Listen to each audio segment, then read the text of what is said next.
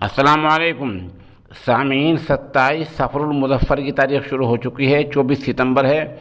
ख़बर का उन्वान है देश दुनिया की 9 अहम ख़बरें।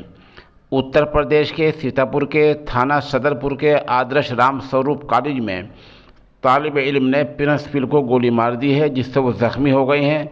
प्रिंसिपल राम स्वरूप शर्मा अपने कमरे में बैठे थे। इसी दौरान तालिब इल्म गुरविंद सिंह वहां पहुंचा और तमंचा निकालकर गोली मार दी और भाग गया। उधर रियासत गुजरात में बिल्किस बानो मामले में अहम गवाह इम्तियाज़ घांची को धमकी मिली है।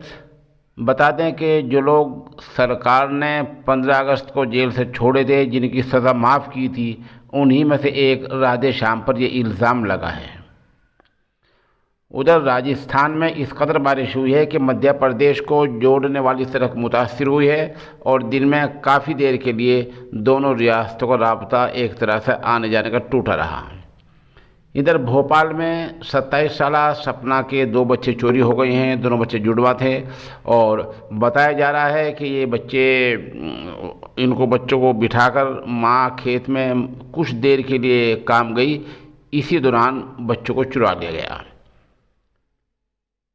उधर भोपाल में चंडीगढ़ जैसा वाक़या रूनुमा हुआ है कि भोपाल के गोविंदपुरा इलाके में वाक़े ITI में कपड़े बदल रही तालिबा की वीडियो बना ली गई है।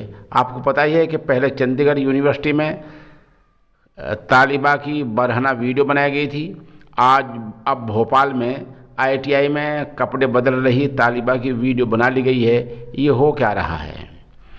उधर हरियाणा के रेवाड़ी के निजी अस्पताल में इलाज कराने आई 2 लड़कियों की इज्जत लूट ली गई है। और इससे भी आगे सुनिए, हरियाणा के ही भिवानी की अदालत में जज ने जीना उतरते हुए एक खातून वकील के साथ छेड़खानी कर दी है। सोशल मीडिया पर फुटेज वायरल हुई तो हाई कोर्ट ने जज को सस्पेंड कर दिया, मुअत्तल कर दिया है। उधर गयानवापी मामले में रिजवान और शाहिद को गिरफ्तार कर लिया गया है। इल्ज़ाम ये लगाया कि ये गयानवापी में फसाद भड़काना चाहते थे इलाके में। इनको पकड़ लिया गया है और इनका ताल्लुक PFI से है। ये गिरफ्तारी वाराणसी के कज़ाकपुर रेलवे क्रॉसिंग से हुई है। और सुनिए, निहायत शर्मसार कर देने वाला वाक़या उत्तर प्रदेश के ज़िला बांदा में बाप ने ही बेटी की इज्जत लूट ली है। ये बेटी BA की तालिबा है और बताया जा रहा है कि नशे की हालत में ऐसा हुआ है। उधर सीरिया में बहरी जहाज़ डूबने से 86 लोगों की मौत हो गई है। इस जहाज़ में सीरिया और लबनान के लोग सवार थे।